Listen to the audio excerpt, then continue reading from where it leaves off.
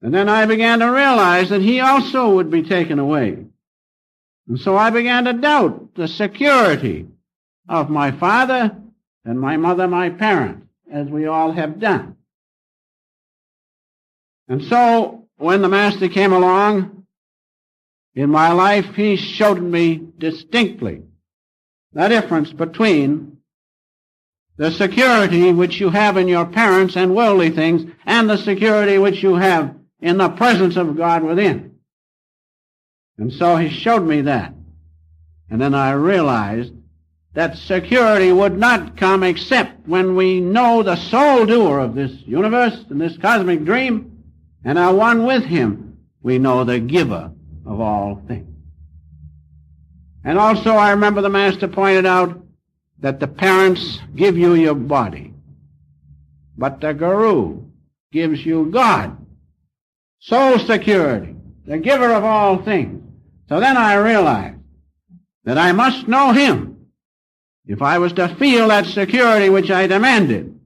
Being a child of God, I must know my Father. I must know him in a conscious, dynamic way. I must know him as my very consciousness and life. That's what the Master gave me. And so realize that's where our security is. And if we're going to have courage, through faith, we have to have the faith to know God. Realize him as a reality, our only reality. That's why all the saints say, God alone. When the Master was leaving Boston and I was a little bit disturbed, and he saw it, he said, never mind what happens to me. Imagine. Never mind what happens to me. That light which you see is far greater than I am. That's God himself. In other words, he said, therein you will find your security, not in me as a personality.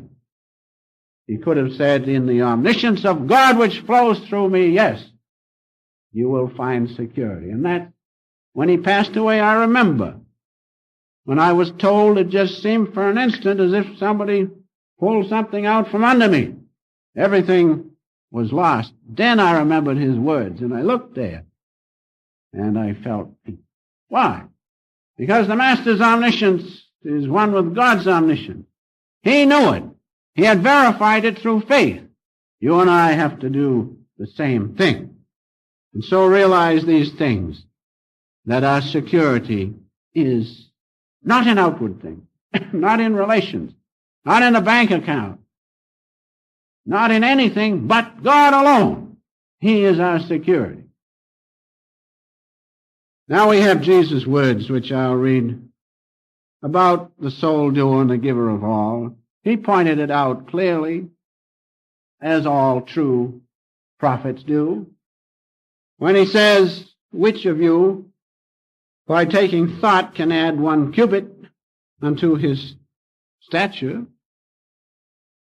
We don't even have to add the 1 cubit. Who can make 1 cell of the body? Who can make 1 cell? And then when you think of all the vegetative functions going on in the body, breathing, assimilation, and these fine intercommunications that go on in the body between the hormones and the different functions of the body, who can do that? None other than God alone. And so Jesus said that. And he said, why take ye thought of raiment?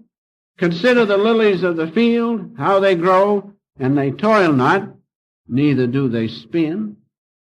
Wherefore, if God so clothe the grass of the field, which today is, and tomorrow is cast into the oven, shall he not much more clothe ye?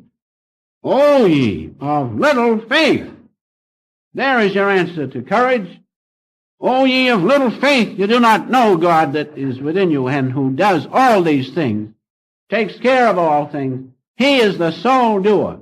And when, through following the techniques of self-realization, you realize his presence within you, and you feel him dynamically there, when you do that, then you know that this idea of free will is not the thing. You don't want any more free will. You realize you have nothing to do with the whole cosmic dream. You realize God alone is the doer. Realizing that, You say, Father, take your free will. All I've had from it is trouble, following this and that. I know now that you are with me. I know you are the doer. I know you can sustain me. That's all I want, Father. Here I am. So realize that. You can know it only through faith. You can't know it through intellect. You can't know it through the mind or sensation. But you can know it through faith, as I will try to point out now. So then we come to this point. We must cultivate faith. In the light of Jesus' words, we must know the presence of God within us in a dynamic way. We must realize that.